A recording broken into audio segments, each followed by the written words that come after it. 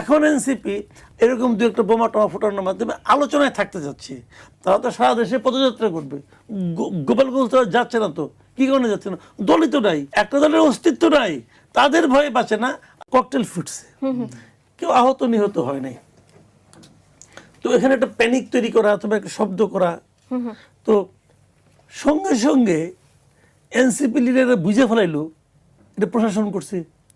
কেমনি বুঝলো? ককটেল যখন শব্দটা হয়েছে, ধোঁয়া বেরিয়েছে, ওই ধোঁয়ার মধ্যে লেখা ছিল ইহা প্রশাসন কর্তৃক মানে বিস্ফোরিত হইল, লেখা ছিল? ছিল না তো। সঙ্গে সঙ্গে সে কেমনি বুঝলো? আবার আরেকটা দেখেন, আমি একটা ভিডিও দেখলাম, এক ভদ্রমহিলা বক্তৃতা দিচ্ছিলেন, বক্তৃতা দেওয়াকালীন শব্দটা হলো, এবং তাদের মধ্যে যেটা একটা শব্দ তো হলো ভাই, ওটা বোমা না গ্রেনেড না ককটেল, এটা তো দূরে শব্দ শুনে তো আপনি বুঝবেন না প্রথমে। তো মানুষের মধ্যে একটা মানে স্বাভাবিক একটা স্বভাবজাত একটা আপনার রিফ্লেকশন থাকবে না, যে আপনার একটা আতঙ্কগ্রস্ত হওয়া। আপনি দেখেন ভিডিওগুলো, কারোর মধ্যে কোনো আতঙ্কের কোনো ছায়া নাই, কিন্তু তার মানে কি তারা কি জানতো এটা এখন ফুটবে? তারা কি অপেক্ষা করছিল ফোটার জন্য? কিন্তু তাদেরকে এবং ককটেল ফোটার পর বা আপনি যার কথা বলছেন ওখানে হামলা হওয়ার পর কিন্তু আমরা দৌড়াদৌড়ি করতে দেখেছি। ওটা তো আরো অনেক পরের ভাই, বক্তৃতা নেতারা না, বক্তৃতা চলাকালীন একজন নেতা ওখান থেকে ধরে নাই, তারা বক্তৃতা চালিয়ে যাচ্ছিল। আর যে জিনিসটা আমি বলতে চাচ্ছি যে ওইটা ফুটলো কখন? অনুষ্ঠানটা একদম শেষ পর্যায়ে এসে, কারণ তাদের যা করার বলার সেটা বলা শেষ। এখন আসেন, যে ফুটিয়েছে লোকটা দুষ্ট, আমি বুঝে নিলাম। এখন তার সাইকোলজিটা আমরা একটু বোঝার চেষ্টা করি। উনি এটা কেন ফুটিয়েছেন? মিটিংটাকে পণ্ড করার জন্য? তাহলে তো শুরুতেই করতেন, শুরুতে না করে শেষ দিকে সে কী কারণে করলেন? আচ্ছা, উনি এটা কেন ফুটিয়েছেন? ওদেরকে মারার জন্য? ও তো মঞ্চে ফুটাইতেন, তাহলে মারার জন্যও না, মিটিংটা পণ্ড করার জন্য না, মিটিংটা সম্পূর্ণ শেষ হওয়ার পরে শেষ মুহূর্তে যে ফুটিয়েছেন, যে ফুটানোর কারণে মিটিংয়ের স্বাভাবিক বক্তৃতা কিন্তু ক্ষতিগ্রস্ত হয় নাই, ওনারা বক্তৃতা দিয়েই শেষ করেছেন। ওনারাও খুব একটা আতঙ্কিত হয় নাই, কারণ ওনারাও বুঝতে পেরেছিলেন এটা ওই যে বাপুরাম সাপুরের যে সাপ, যার দাঁত নাই, শিং নাই, নাক নাই, কান নাই, কাটেও না, ছোটেও না, ওরকম আর কি বোমাটা। সর্বশেষ আজকে সকালে দেখলাম যে এই ঘটনার প্রেক্ষিতে দুইজনকে নাকি আটক করা হয়েছে, এবং দুইজনে নাকি এনসিপির লোক, এটা ওখানকার ওসি বলছে। আরেকটা হলো যে ওই বোমা ঘটনার আগে মঞ্চে কিন্তু মারামারি হয়েছে, ওইগুলো কিন্তু ভিডিও শুনেন না ভাই, আমি একটা কথা বলি।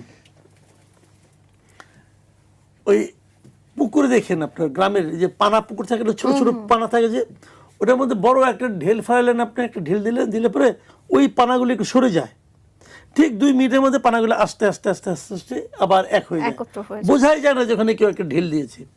আমাদের দেশের রাজনীতিতে এনসিপি হলো ওই জিনিস। এখন এনসিপি আলোচনার মাধ্যমে এরকম দু একটা বোমা টোমা ফোটানোর মাধ্যমে আলোচনায় থাকতে যাচ্ছে। তারা বোঝাতে চাচ্ছে যে আমরা এতটাই ক্ষমতাধর যে আমাদের মিটিংয়ে পণ্ড করার জন্য বোমা ফোটাতে হয়, তা না হলে আমাদেরকে থামানো যাচ্ছে না, সরকার থামাতে চাচ্ছে না। আরে ভাই, সরকার তো লাগবে না, ওরা তো সবসময় আতঙ্কে থাকে, যে দল নিষিদ্ধ সেই দল নিয়েই। একটা দল তার অস্তিত্ব নাই, তার নেতারা কেউ দেশে নাই, তাদের আতঙ্কে তারা হাত পা কাঁপতে থাকে, যে কারণে তারা গোপালগঞ্জে অনুষ্ঠান পর্যন্ত করার সাহস পেল না। তারা তো সারা দেশে পদযাত্রা করবে, গোপালগঞ্জ তো যাচ্ছে না, তো কি কারণে যাচ্ছে না? দলই তো নাই, একটা দলের অস্তিত্ব নাই, তাদের ভয়ে বাঁচে না। আর এখন তারা ব্লেম করেছে কাকে? সরকারকে। সরকারের কাম নাই, এই 6 এমপির দলের পিছনে লাগবে না। সরকারের হলো 213টা, আর এদের হলো 6টা, তাও আবার দানে পাওয়া। জামাতের কোলে ওইটা 6টা পোস্ট পেয়েছে। এই দল তাদের দমন করার জন্য, তাকে মানে বিচ্ছিন্ন করার জন্য, বিক্ষিপ্ত করার জন্য মানে গভর্নমেন্টকে বোমা মারতে হচ্ছে। ভাই এগুলি জানেন কি, মানে আলোচনায় আসা একটা প্রক্রিয়া। আমি মনে করি যে এগুলি অনেক আগে ছিল, এগুলো আজকাল চলে না, মানুষ এগুলো বুঝে ফেলেছে। আমেরিকান এমবাসি একটা অনুষ্ঠান করবে, তোদের এমবাসিতে করতো, আমাদের সংসদ ভবনে কেন? ওই জায়গাটাকে ভাড়া দেয়? আগামীকাল যদি অন্য কোনো একটা দেশ যদি ভারতই কালকে বলে পাকিস্তানকে দিতে পারে, পাকিস্তানকে হয়তো সংসদের ভিতরেও দিতে পারে, আমি জানি না, কিন্তু ভারত যদি কালকে বলে আমি ওখানে একটা অনুষ্ঠান করবো, দিবে করতে? দিবে? আমার কাছে তো ভারত আমেরিকা সবই সমান। আমি তো একটা সভরেন কান্ট্রি, আমি ছোট হতে পারি, দরিদ্র হতে পারি, বাড়িটা তো আমার, এই দেশে তো আমার, তো তো আমার দেশের এটা হলো এটা আমার দেশের একটা ঐতিহ্য। আমার মানে কি, জাতীয় সংসদ ভবনটা যদি আপনি বাইরে একটা ছবিটা দেখেন, এই ছবি দেখে লোকে বলবে এটাই বাংলাদেশ। কেন আমার দেশে তো কিছু কিছু মানে মার্ক আছে যে এটাই হলো আমার মার্ক, যে এটা বাংলাদেশ। জাতীয় স্মৃতিসৌধ যেটা আছে, এই ছবিটা দেখলে বলে হ্যাঁ এটা বাংলাদেশ। এই ভবনের ছবি দেখলে বলে বাংলাদেশ। এখন এই ভবনের সামনে আপনি মার্কিন যুক্তরাষ্ট্রকে একটা অনুষ্ঠান করতে দিয়েছেন, কেন? আপনি কেন দিয়েছেন? এটা দিতে পারেন না আপনি। মার্কিন যুক্তরাষ্ট্রের যে রাষ্ট্রদূত, তার পজিশনটা কি? সে তো জয়েন্ট সেক্রেটারি লেভেলের একজন লোক।